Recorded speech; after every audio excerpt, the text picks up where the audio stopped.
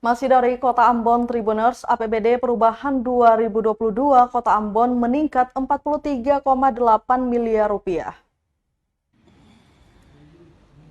Anggaran pendapatan belanja daerah atau APBD Perubahan tahun anggaran 2022 naik sebesar 43,8 miliar rupiah atau mencapai 3,80%.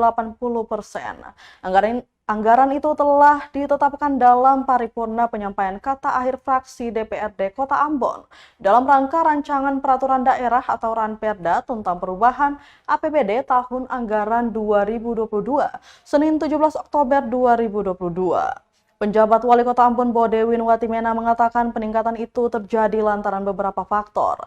Misalnya terjadi peningkatan pendapatan asli daerah atau PAD dari 80 miliar rupiah menjadi 200 miliar rupiah tahun ini. Selain itu ada anggaran sisa di tahun 2021 lalu sekitar 6 miliar lebih.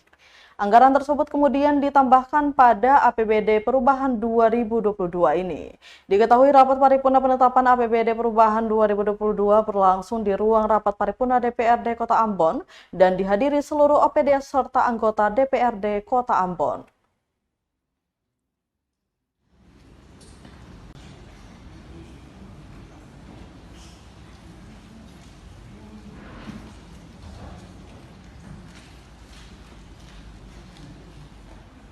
Dan para undangan serta peserta sidang paripurna yang berbahagia.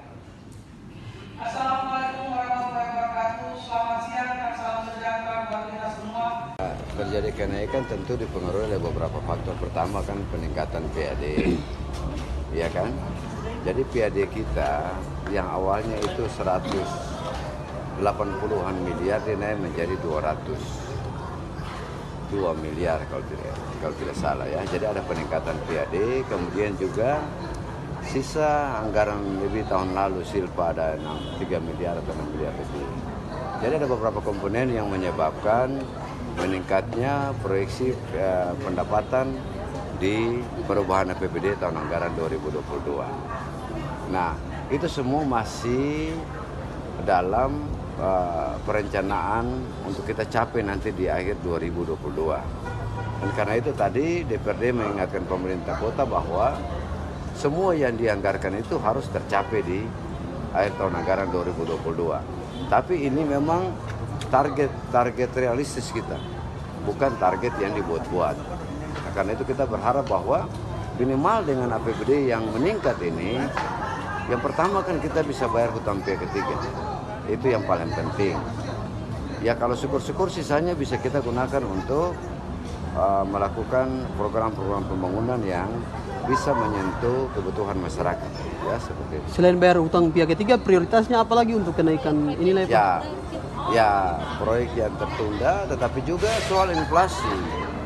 Kita harus menyediakan dana kan untuk menekan laju inflasi.